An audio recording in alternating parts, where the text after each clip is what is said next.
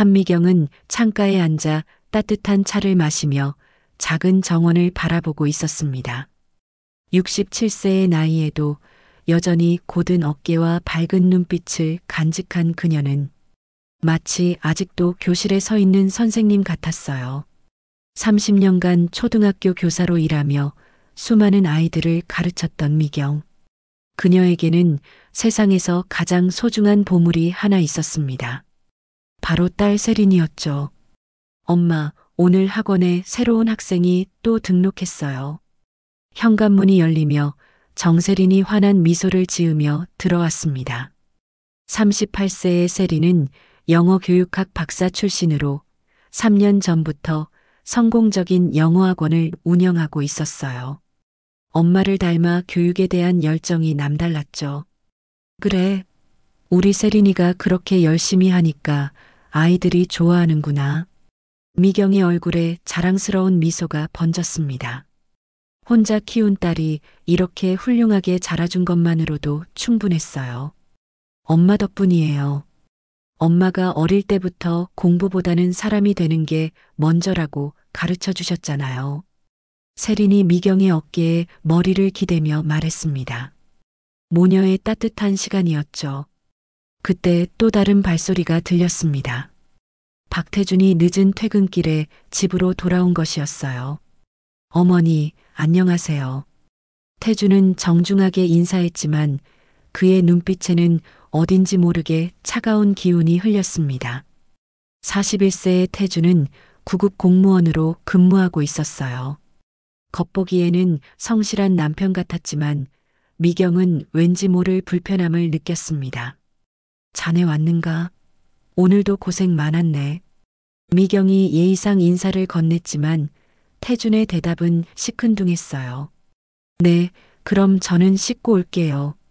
태준이 사라지자 미경의 마음 한구석에서 묘한 불안감이 스멀스멀 올라왔습니다. 딸과 사위가 결혼한 지 2년이 지났지만 여전히 태준은 자신에게 마음을 열지 않는 것 같았어요. 엄마, 무슨 생각해요?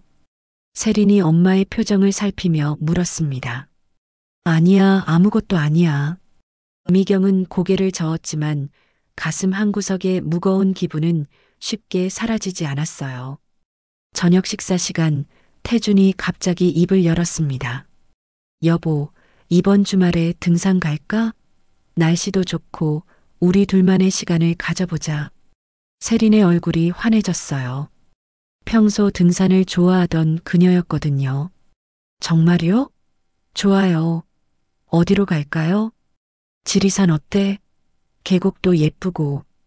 태준의 제안에 세린은 기뻐했지만 미경은 왠지 모르게 마음이 무거워졌습니다. 순간 가슴 한구석에서 차가운 기운이 올라왔어요. 세린아, 조심해서 다녀와야 해. 엄마, 걱정 마세요. 제가 등산 경력이 얼마나 되는데요?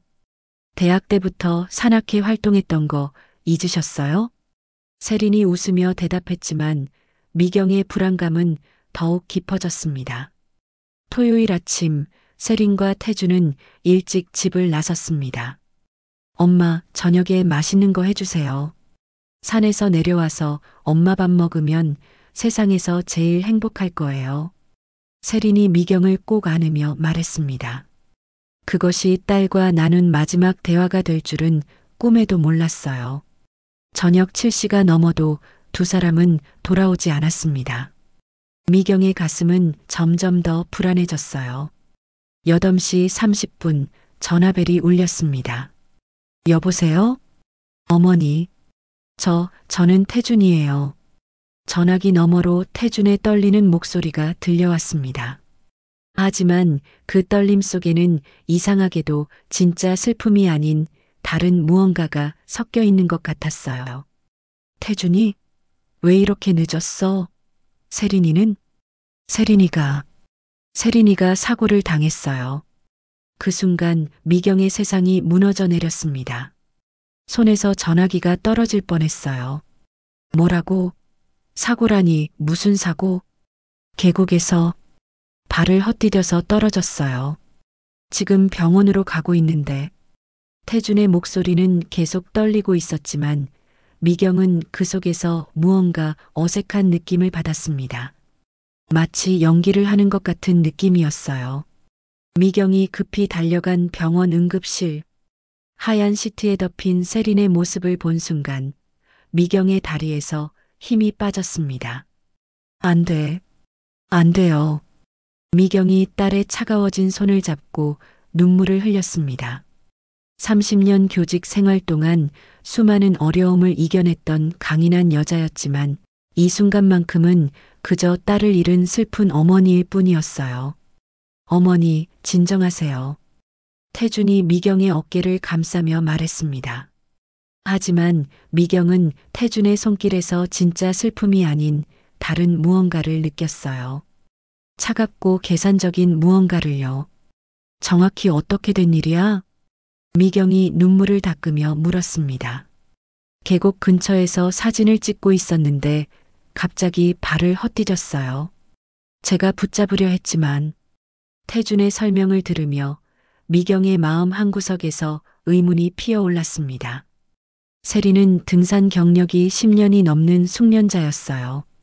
그런 아이가 그렇게 쉽게 발을 헛디딜 리가 없었죠.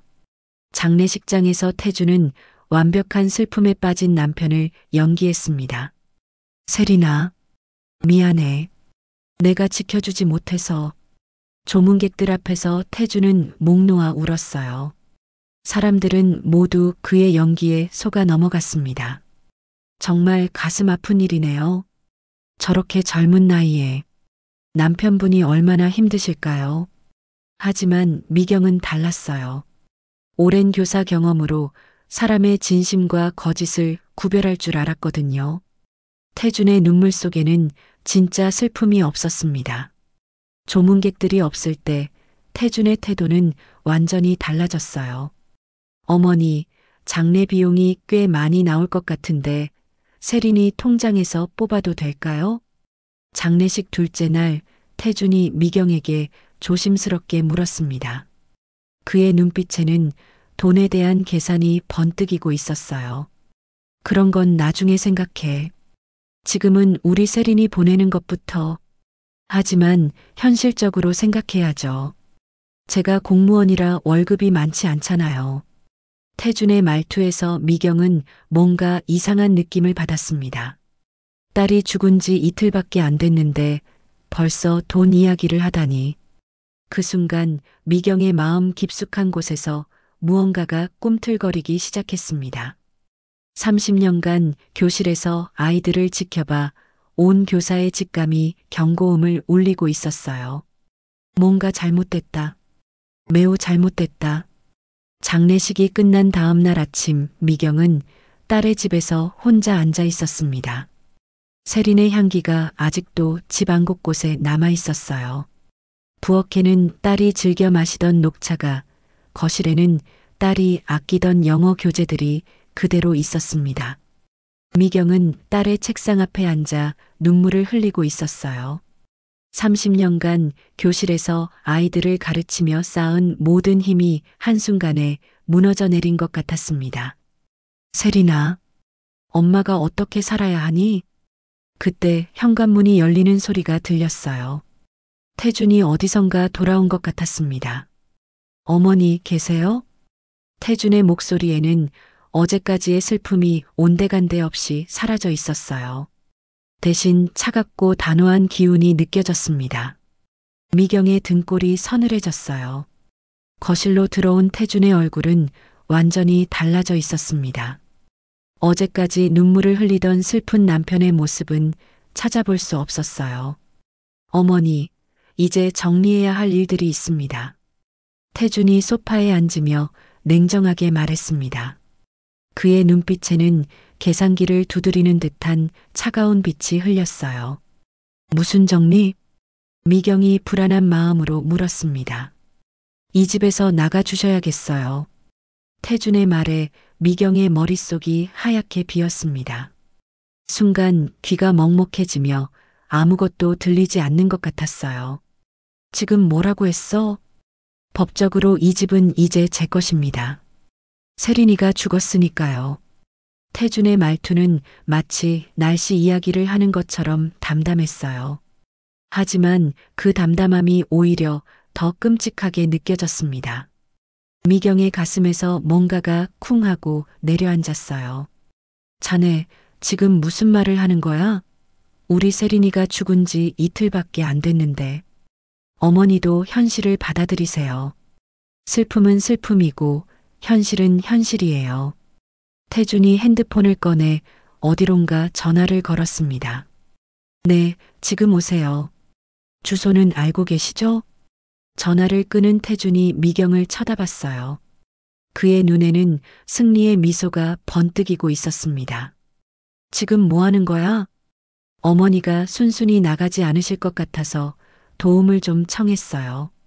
30분 후 커다란 트럭 한 대가 집 앞에 멈춰섰습니다. 건장한 남자 3명이 내려와 집으로 들어왔어요. 어서 오세요. 저기 할머니 짐들 다 빼주세요. 태준이 용역업체 직원들을 가리키며 말했습니다. 미경의 다리에서 힘이 빠졌어요. 이런 일이 실제로 일어나고 있다는 게 믿어지지 않았습니다. 잠깐만, 이게 지금 무슨 일이야? 미경이 울먹이며 소리쳤지만 남자들은 이미 미경의 방으로 들어가 짐을 꺼내기 시작했어요. 제발, 제발 그만해 주세요. 미경이 남자들 앞을 막아서며 애원했습니다. 하지만 그들은 미경을 살짝 밀어내고 계속 짐을 옮겼어요. 30년간 모아온 책들, 세린이 어릴 때 함께 찍은 사진들, 추억이 담긴 모든 물건들이 잡동사니처럼 상자에 던져졌습니다. 이건 내 물건이야. 손대지 마. 미경이 세린의 졸업사진을 품에 꼭 안았어요. 하지만 태준이 다가와 사진을 뺏어갔습니다. 이것도 이제 제 것이에요. 세린이의 모든 것은 남편인 제가 상속받았거든요. 안 돼. 그건 내가 평생 간직할 것들이야. 미경의 목소리가 절규에 가까웠어요. 하지만 태준은 차가운 미소만 지을 뿐이었습니다.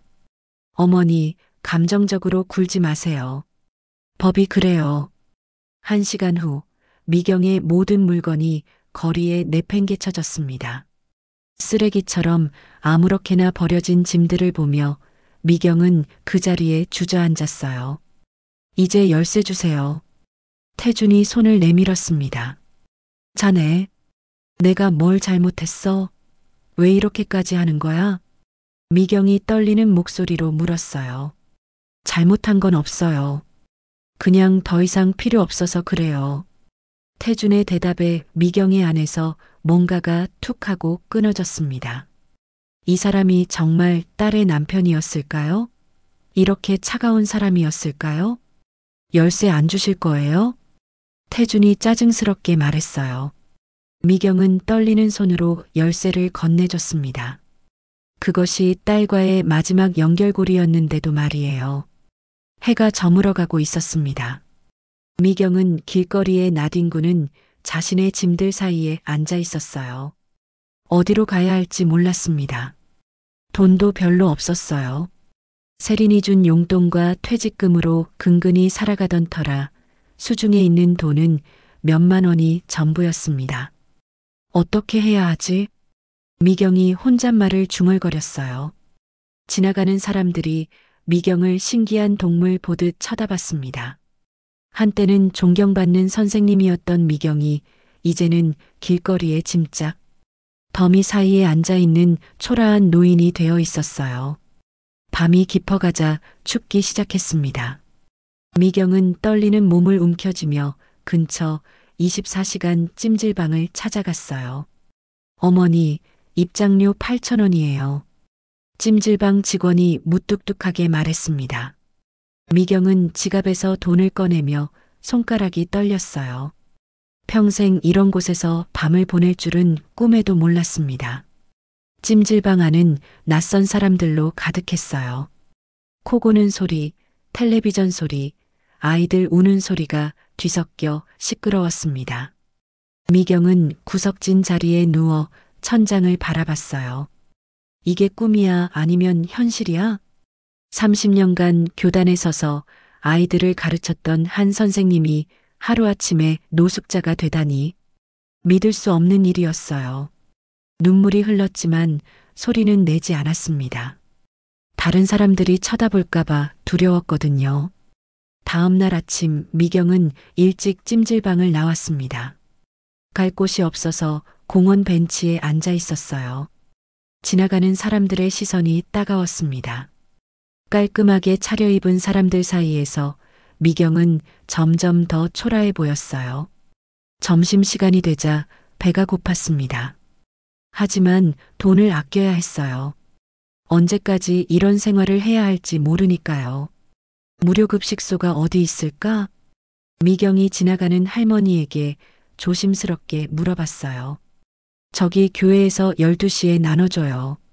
할머니가 가리킨 방향으로 미경이 걸어갔습니다. 평생 누군가에게 도움을 받아본 적이 없던 미경에게는 너무나 힘든 일이었어요.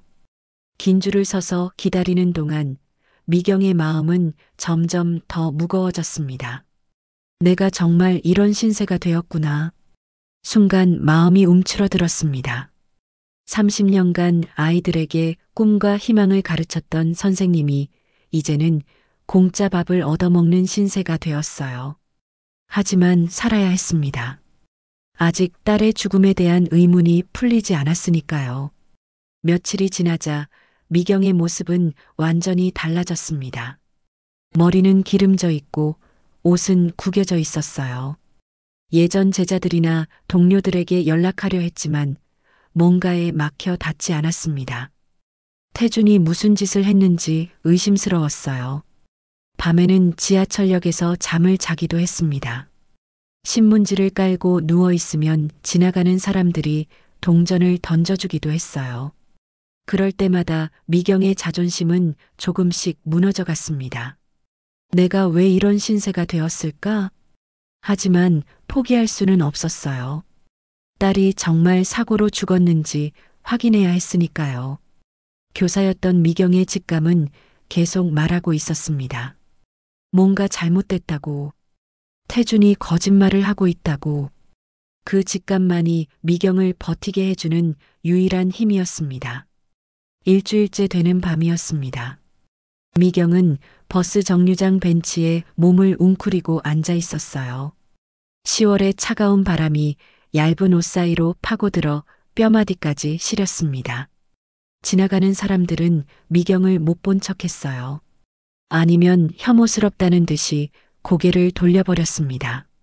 며칠간 씻지 못한 미경의 몸에서는 냄새가 났거든요. 내가 정말 이런 신세가 되었구나. 미경이 떨리는 목소리로 혼잣말했어요. 30년간 교단에 서서 아이들에게 희망을 가르쳤던 선생님이 이제는 거리의 불황자가 되어 있었습니다. 자존심은 이미 조각조각 부서져 버렸어요. 그때 미경의 눈에 지나가는 버스 광고가 보였습니다. 행복한 가족이 웃고 있는 모습이었어요. 세리나, 엄마가 왜 이렇게 됐을까?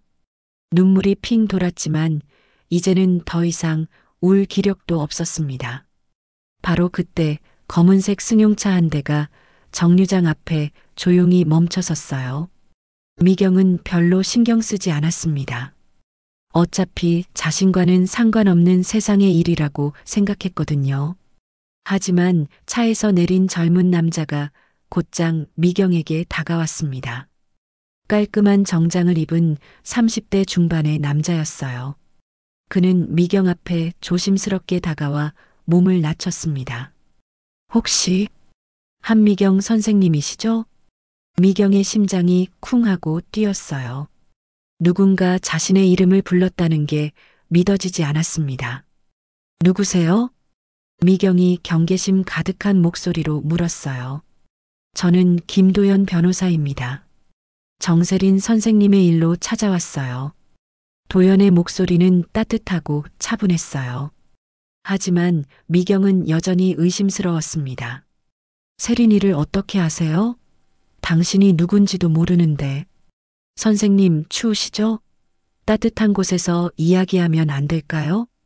도연이 부드럽게 제안했어요.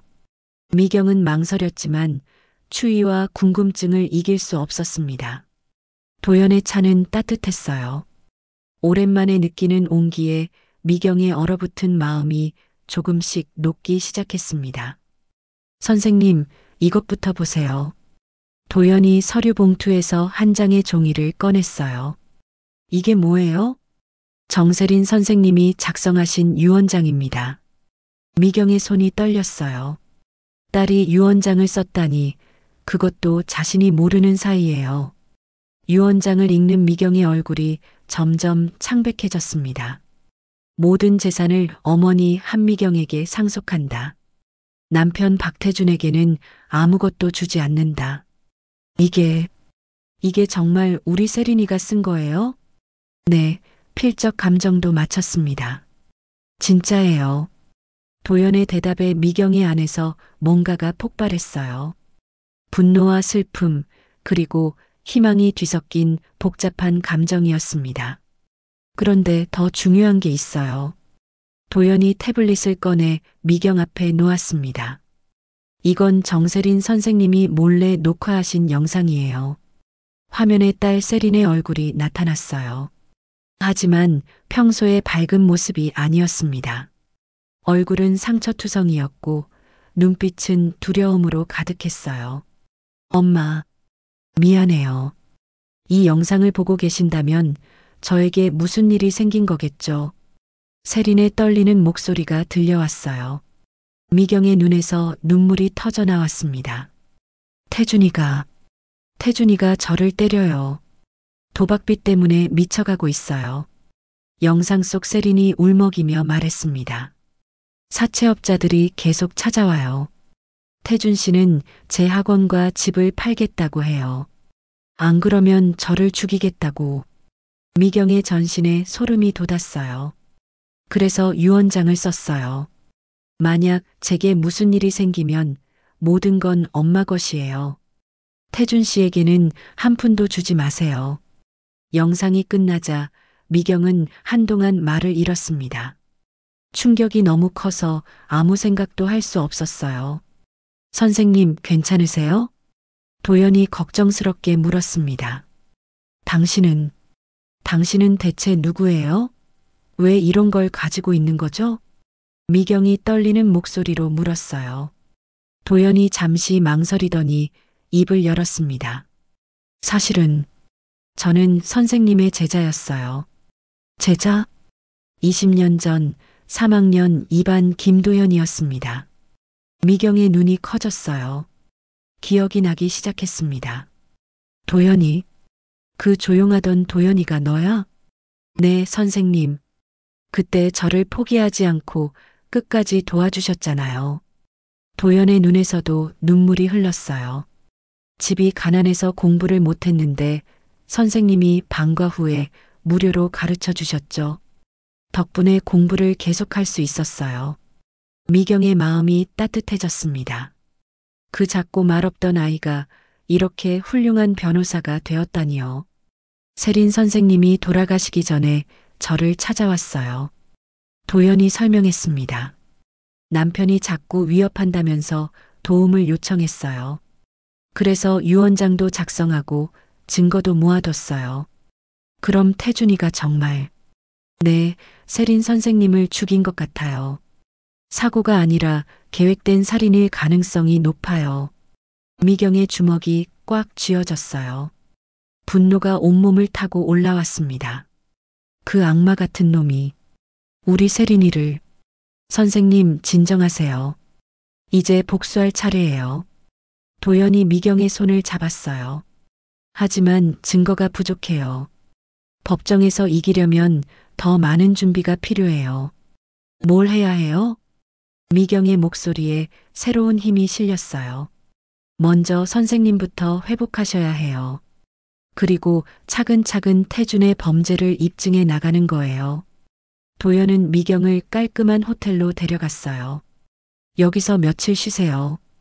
옷도 새로 사드릴게요. 이런 건 받을 수 없어요. 돈도 없는데. 선생님이 저에게 해주신 일에 비하면 아무것도 아니에요. 도연의 진심 어린 말에 미경의 눈물이 또 흘렀어요. 도연아, 고마워. 선생님, 이제 포기하지 마세요. 우리가 반드시 정의를 실현할 거예요. 뜨거운 물로 샤워를 하며 미경은 새로운 힘을 느꼈어요. 딸의 죽음이 헛되지 않도록 반드시 태준을 법의 심판대에 세우겠다고 다짐했습니다. 거울을 보니 거지 같던 모습은 사라지고 다시 선생님다운 품위가 돌아오고 있었어요. 세린아, 엄마가 복수해 줄게. 그 악마를 절대 용서하지 않을 거야. 미경의 눈빛에 새로운 결의가 타오르기 시작했습니다. 30년간 교단에서 기른 끈기와 정의감이 되살아나고 있었어요. 이제 진짜 싸움이 시작되는 거였습니다. 호텔에서 하루를 쉰 미경은 완전히 다른 사람이 되어 있었습니다. 깔끔한 옷차림의 고든 자세, 그리고 무엇보다 눈빛이 달라졌어요. 30년간 교단에 섰던 선생님의 품위가 되살아났습니다. 도연이 준비해온 서류들을 보며 미경의 표정이 진지해졌어요. 도연아, 이걸 어떻게 진행해야 할까? 선생님, 교실에서 아이들 가르치듯이 하나씩 차근차근 해보세요. 도연의 말에 미경의 눈에 반짝임이 돌았습니다. 맞아요. 이것도 일종의 수업이었어요. 다만 학생이 법정이고 교재가 증거였을 뿐이죠. 그럼 먼저 태준이의 과거부터 조사해보자. 미경이 마치 수업 계획을 세우듯 체계적으로 말했어요. 저도 그렇게 생각해요. 범죄자들은 항상 흔적을 남기거든요. 미경은 30년간 가르쳤던 제자들 중에서 도움이 될 만한 사람들을 떠올렸어요. 정민이는 지금 경찰이고 수연이는 검사가 됐지? 네, 연락해 볼까요? 도연이 물었습니다. 응, 우선 정민이부터 만나보자. 다음 날 미경과 도연은 경찰서에서 이정민을 만났어요. 30대 중반의 정민은 미경을 보자마자 눈물을 글썽였습니다. 선생님, 어떻게 이런 일이? 정민아, 도와줄 수 있겠니? 미경의 간절한 목소리에 정민의 표정이 단단해졌어요. 물론이죠. 선생님이 저를 포기하지 않으셨는데 제가 어떻게 선생님을 외면할 수 있겠어요? 일주일 후 정민이 가져온 자료는 충격적이었어요. 선생님, 박태준의 과거 기록이에요. 서류를 보던 미경의 얼굴이 점점 창백해졌습니다. 도박장 출입 기록이 2년 전부터 있네요. 그리고 사채업체 연결 고리도. 정민이 설명하며 사진들을 보여줬어요. 이건 태준이 도박장에서 찍힌 CCTV 영상이에요. 세린 선생님과 결혼하기 전부터 도박을 했던 거죠. 미경의 주먹이 꽉 쥐어졌어요. 분노가 치밀어 올랐습니다. 그럼 처음부터 우리 세린이를 속인 거네요? 네, 결혼 목적 자체가 돈이었던 것 같아요. 정민의 말에 미경의 안에서 뭔가가 타들어가기 시작했어요. 이번에는 등산사고 현장을 조사할 차례였어요. 미경과 도연은 전문가와 함께 지리산으로 향했습니다. 여기가 사고 현장이에요. 산악구조 전문가가 계곡을 가리키며 말했어요. 일반적인 실족사고치고는 이상한 점이 많아요. 미경이 세린이 떨어진 곳을 내려다보니 가슴이 찢어질 것 같았어요. 뭐가 이상해요? 보통 이런 곳에서 실족하면 몸부림치면서 떨어져요. 하지만 세린 선생님은 마치 의식을 잃은 상태로 떨어진 것 같아요. 전문가의 말에 미경의 등골이 서늘해졌습니다. 그럼 세린이가 떨어지기 전에 이미 네, 다른 외부 충격을 받았을 가능성이 높아요. 순간 미경의 마음이 무너져 내렸어요. 딸이 얼마나 무서웠을까, 얼마나 고통스러웠을까. 돌아와서 도연이 새로운 소식을 전했어요. 선생님, 박태준의 휴대폰 기록을 분석했어요. 뭐가 나왔어? 사고 당일 박태준이 사채업자와 통화한 기록이 있어요. 그리고 사고 직후에 보험회사에 전화했어요. 미경의 눈이 번뜩였어요.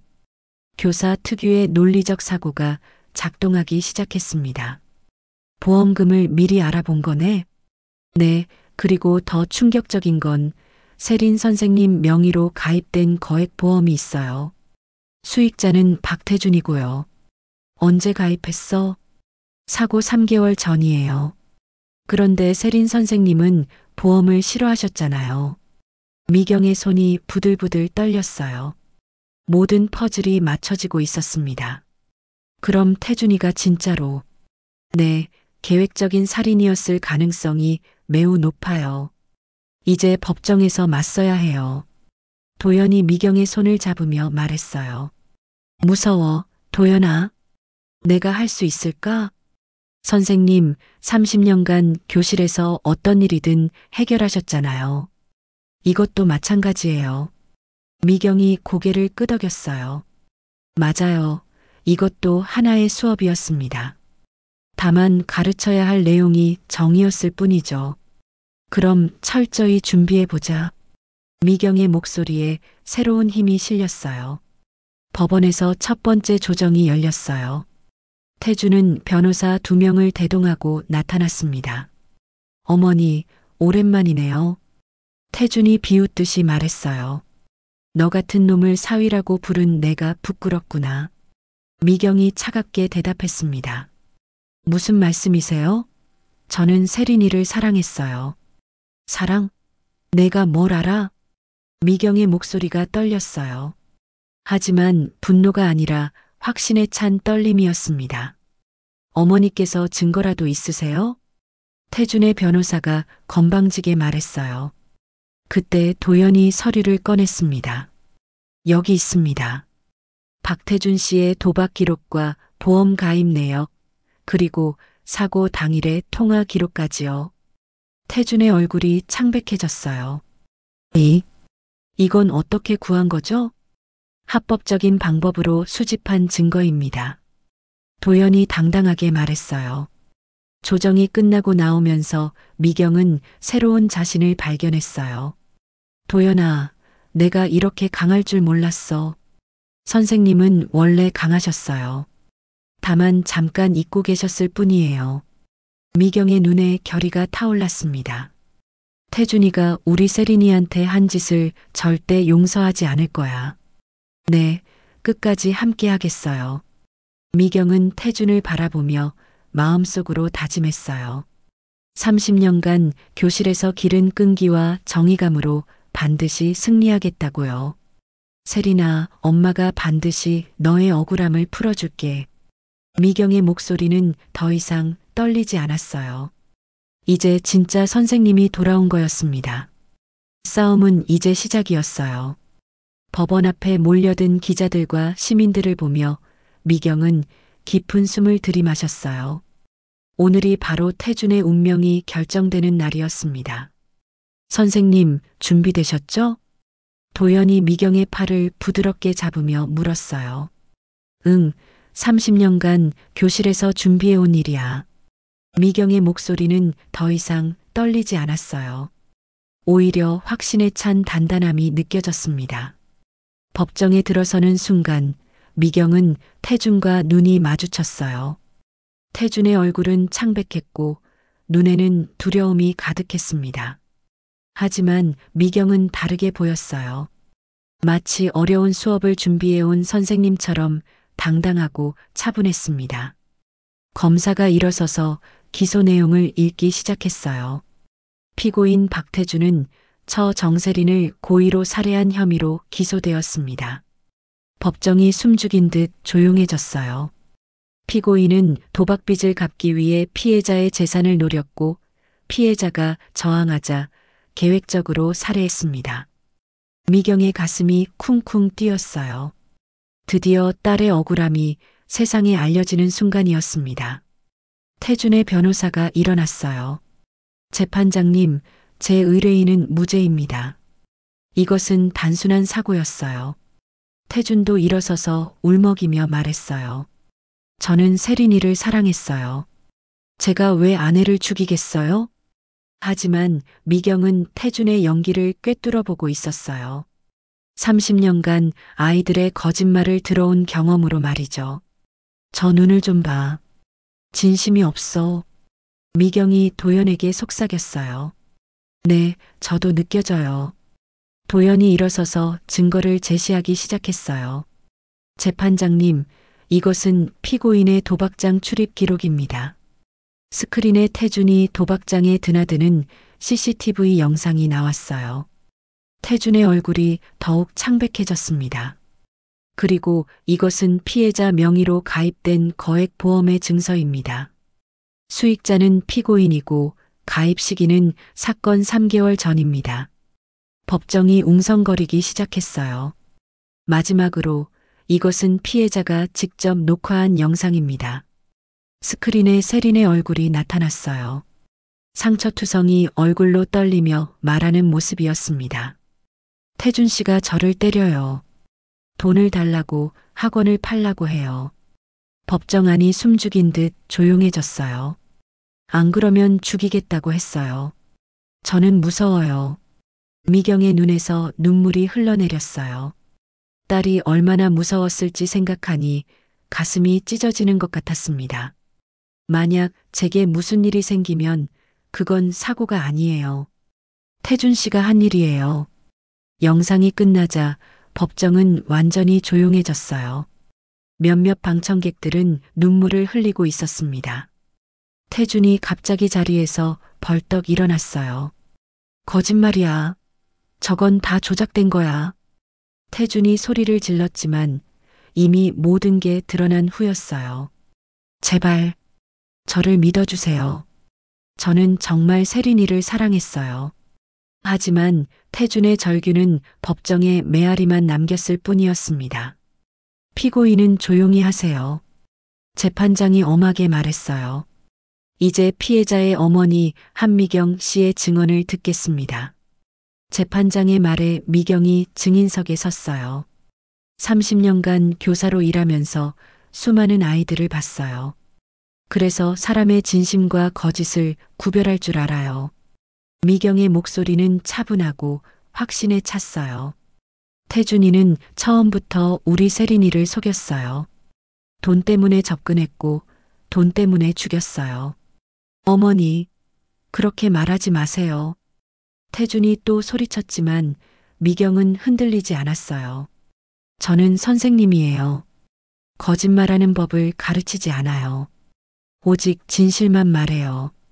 재판장이 판결문을 들고 일어섰어요. 피고인 박태준에게 판결을 선고하겠습니다. 법정 안의 모든 사람들이 숨을 죽였어요. 피고인은 계획적이고 악질적인 방법으로 철을 살해한 죄로 무기징역에 처합니다.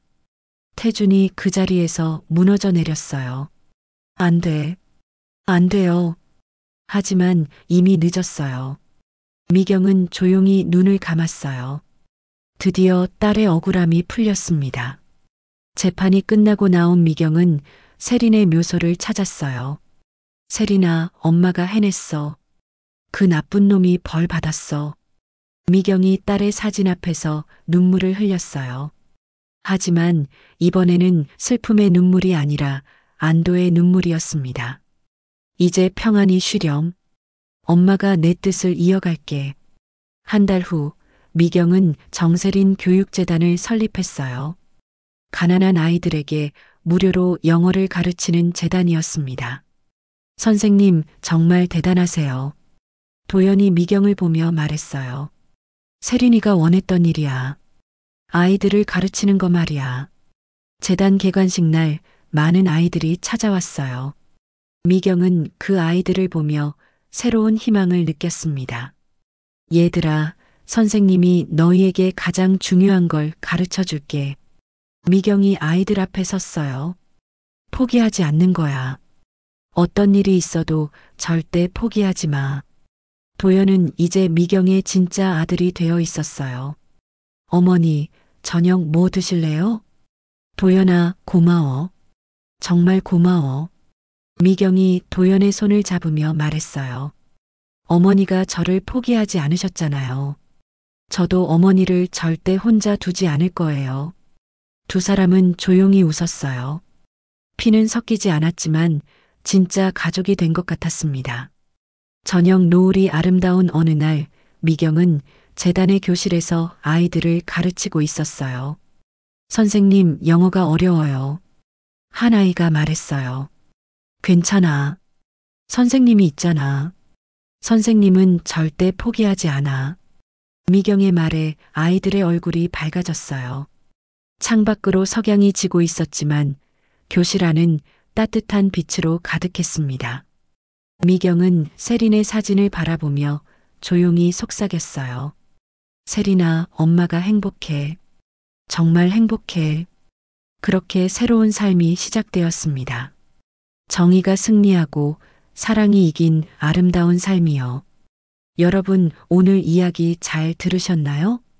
이야기가 재미있으셨다면 구독과 좋아요를 꼭 눌러주세요. 여러분의 응원이 영상 제작에 많은 도움이 됩니다.